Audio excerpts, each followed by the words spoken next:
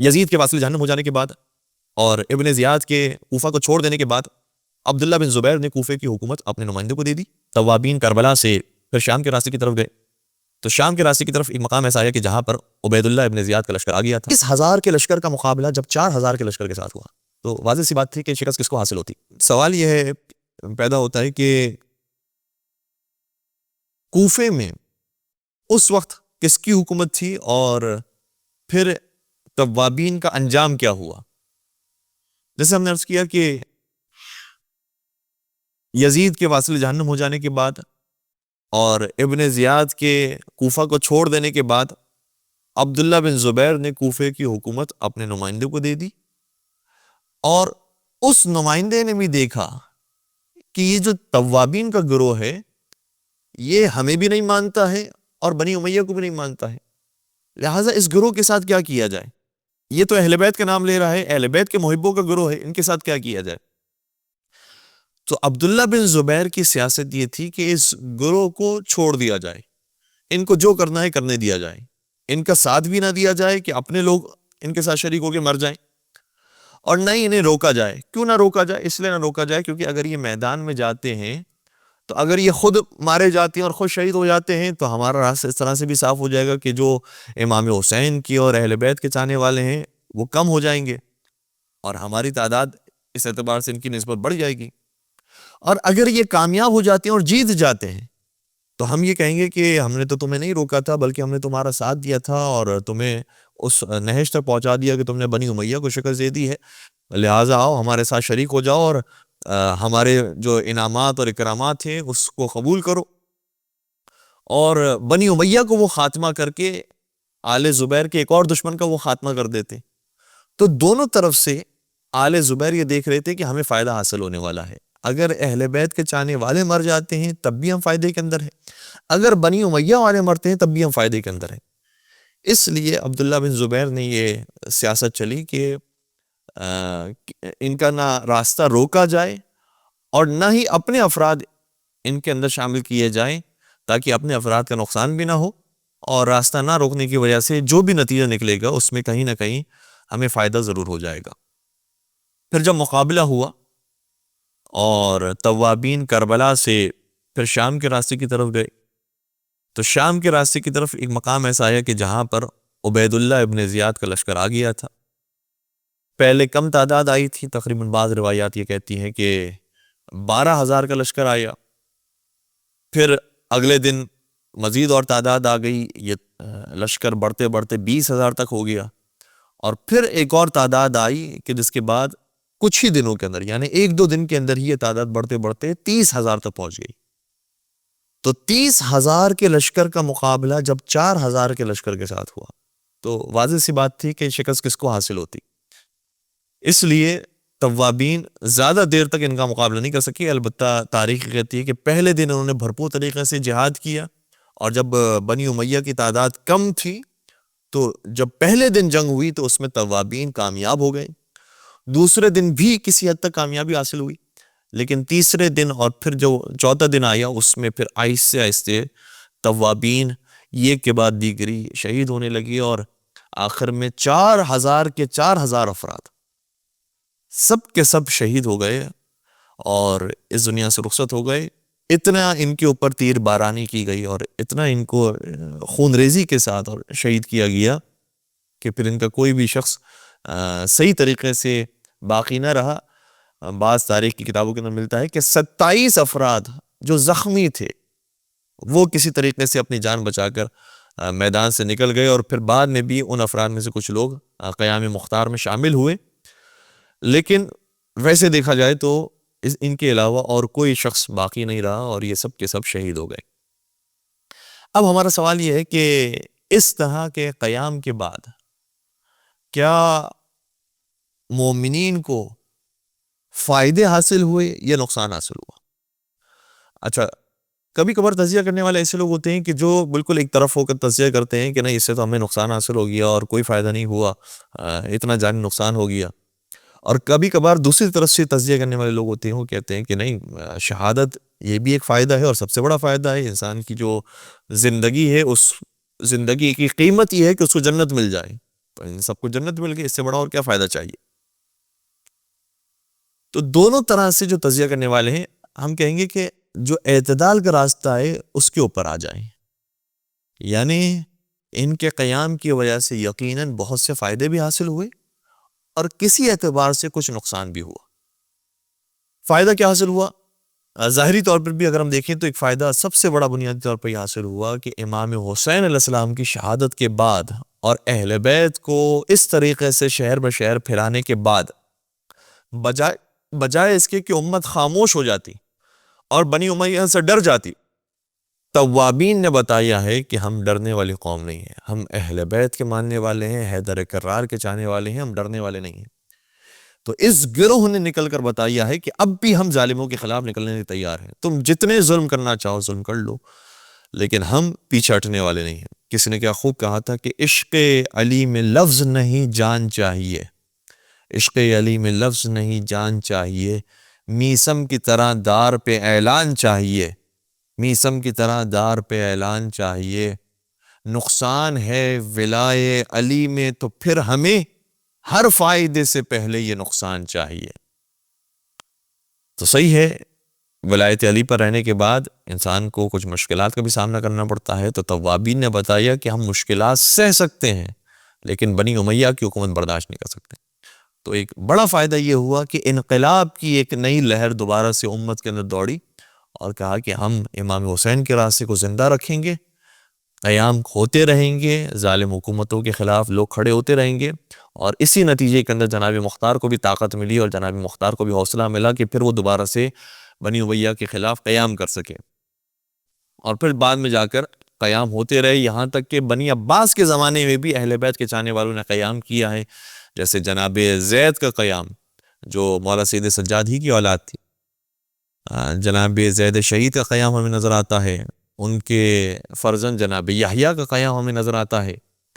پھر شہید فخر کا قیام ہمیں نظر آتا ہے۔ تو یہ جو انقلابی اور شجاعانہ سوچ ہے، یہ امام حسین علیہ السلام کی شہادت کے بعد ملی، اور اس سوچ کو زندہ رکھنے میں توابین کا ایک بڑا کردار نظر آتا ہے۔ دوسرا ایک فائدہ جو ہمیں ملتا ہے وہ یہ ہے کہ تاریخ کے اندر، تاریخ کے طالب علم کے لیے شاید ایک شبہ پیدا ہو جاتا کہ امام حسین کو تو کوفہ سے قریب شہید کیا گیا ہے اور کربلا میں مارا گیا ہے، یہ فوج جو آئی تھی وہ کوفہ سے آئی تھی، تو کوفے والے ہی تو کہیں ایسا نہیں ہے کہ جو بے وفا ہیں، کوفے والے ہی تو کہیں ایسے نہیں ہے کہ جو سب سے بڑے غدار اور خیانتکار ہیں، کہ انہوں نے جان بوجھ کر خط لکھ کر امام حسین کو بلایا اور پھر انہوں نے ہی امام حسین کو مار ڈالا۔ قیام توابین نے اس کا جواب دیا ہے، کہا کہ نہیں، ہم اس شہادت پر راضی نہیں تھے، ہم تو مجبور تھے، عبید اللہ ابن زیاد کے مظالم کی وجہ سے ہم ڈر گئے تھے، اور ہم اس خوف کی وجہ سے اپنے گھروں کے اندر بیٹھ گئے اور ہم نصرت امام پر نہیں پہنچ سکے، ورنہ اصلی جو امام حسین کے قاتل ہیں وہ شام والے ہیں، وہ یزید اور یزید کے کارندے ہیں۔ اس لیے قیام توابین سے ہمیں نتیجہ ملا کہ کوفے والے اس جرم کے اندر شریک نہیں تھے، بلکہ وہ تو پشیمان تھے اور سوچ رہے تھے کہ ہم نے کیوں موقع پر ساتھ نہیں دیا، کاش ہم امام حسین کا موقع پر ساتھ دیتے تو یہ کیفیت پیدا نہ ہوتی۔ اور انہوں نے جب جہاد کا راستہ اختیار کیا ہے تو مقابلے کے لیے وہ کوفے ہی کی طرف نہیں آئے کہ کوفے والے اصل ظالم تھے لہٰذا انہی کا مقابلہ کیا جائے، نہیں، انہوں نے جہاد کے لیے جو سمت اختیار کی وہ شام کی سمت تھی، اور شام کی طرف آگے بڑھ کے انہوں نے بتایا ہے کہ اصلی مجرم امام حسین علیہ السلام کے شام والے تھے۔ تو یہ جو پہچان ملی ہے تاریخ کے طالب علم کو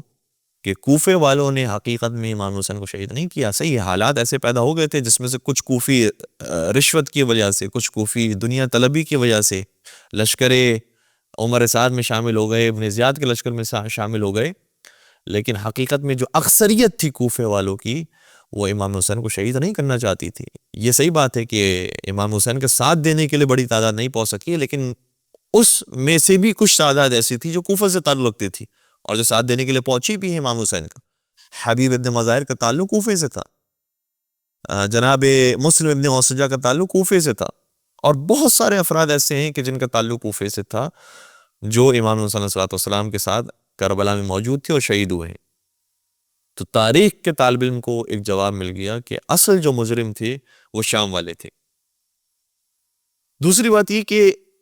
توابین نے جو اپنا نام رکھا ہے وہ بھی بڑا خوبصورت رکھا۔ وہ نام رکھا کہ ہم توبہ کرنے والے ہیں، یعنی یہ مانتے تھے کہ ہم سے غلطی ہو گئی، گویا یہ اعلان کر رہے تھے کہ جس نے بھی حسین ابن علی کا ساتھ نہیں دیا ہے اس نے غلطی کی ہے،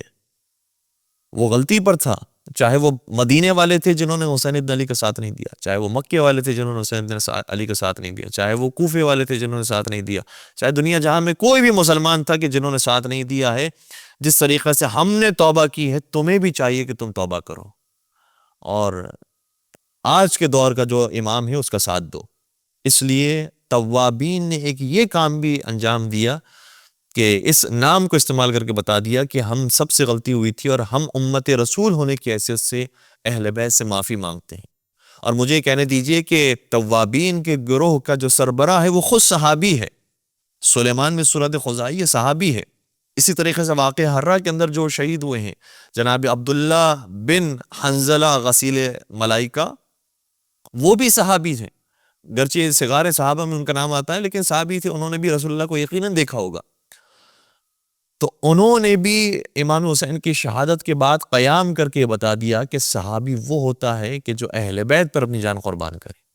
صحابی وہ ہوتا ہے کہ جو اہل بیت کے لیے آواز بلند کرے، صحابی وہ ہوتا ہے کہ جب کسی ظالم حکمران کو دیکھے کہ وہ حکومت پر آگے آئے، ممبر رسول پر آگے آئے تو اس کے خلاف قیام کرے۔ صحابی ظالم کو دیکھ کر خاموش نہیں رہتا کہ ہم تو رعایا ہیں، ہم تو مظلوم ہیں، ہم تو قوم ہیں کہ جو ہمارا آقا جو ہمارا خلیفہ کرتا رہے گا ہم اس کے اوپر خاموش رہیں گے۔ سنت صحابہ بھی یہ ہے کہ ظالموں کے خلاف خروج کیا جائے، اور سنت اہل بیت بھی یہ ہے کہ ظالموں کے مقابلے پر قیام کیا جائے۔ تو یہ بڑے فائدے ایسے ہیں کہ جو توابین کے قیام سے ہمیں ملے ہیں۔ البتہ جو ظاہری طور پر نقصان ہوا وہ سب سے بنیادی تو یہ ہے کہ 4000 مومنین کا اور سادے مسلمانوں کی جو جانوں کا نقصان ہوا ہے وہ بہرحال اہمیت رکھتا ہے، لیکن اگر ہم اس طرح سے اس تناظر کے اندر دیکھیں کہ انہوں نے یہ آواز بلند کر کے صحیح ایک بہت بڑی تعداد شہید ہو گئی، لیکن شہادت کے جذبے کو دوبارہ سے ریوائیو کیا اور پھر یہ درس دیا ہے کہ ہم توبہ کرنے والے ہیں، ہم سے غلطی ہوئی ہے، لہٰذا امت کو بھی چاہیے کہ توبہ کرے اور امام وقت کا ساتھ دے۔ پھر دوسری چیز یہ کہ 4000 کا لشکر جب بنی امیہ سے شکست کھا گیا تو پھر بنی امیہ کے اعتماد میں اضافہ ہو گیا۔ انہوں نے دیکھا کہ جب یہ 4000 جو پکے خون امام حسین کا انتقام لینے والے تھے، یہ جو سب سے زیادہ جذباتی لوگ تھے، جب یہ بھی ہمارے مقابلے میں کوئی حیثیت نہیں رکھتے ہیں تو پھر جو بعد میں آئیں گے وہ کیا ہمارا مقابلہ کریں گے۔ اس لیے بنی امیہ کا اعتماد 4000 توابین کو شہید کرنے کے بعد بحال ہوا اور ان کی طاقت میں اضافہ ہوا۔ اور پھر آخری بات یہ کہ توابین نے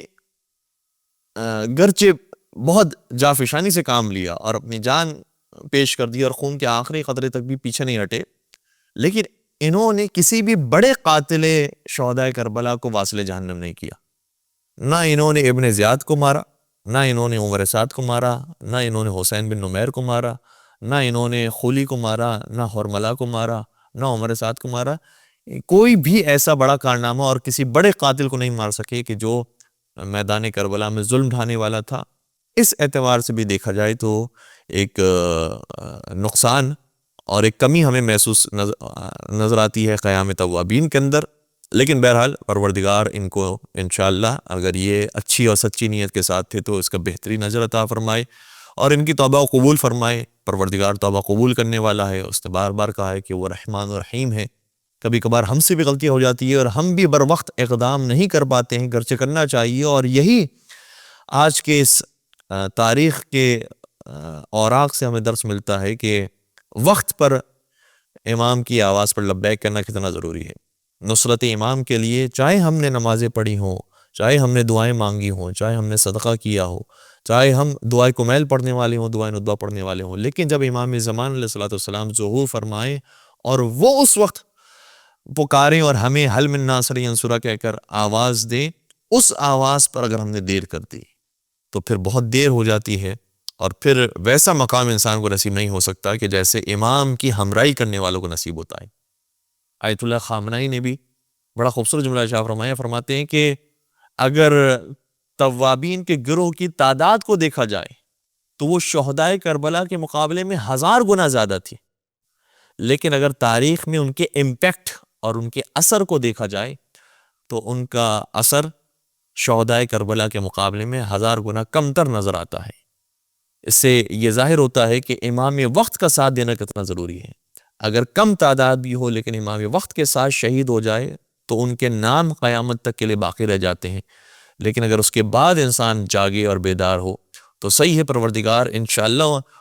انہیں بھی نجات کا راستہ عطا کرے گا، لیکن تاریخ میں وہ اثر پیدا نہیں کر پائیں گے کہ جیسا اثر امام وقت کی ہمراہی کے اندر نصیب ہوتا ہے.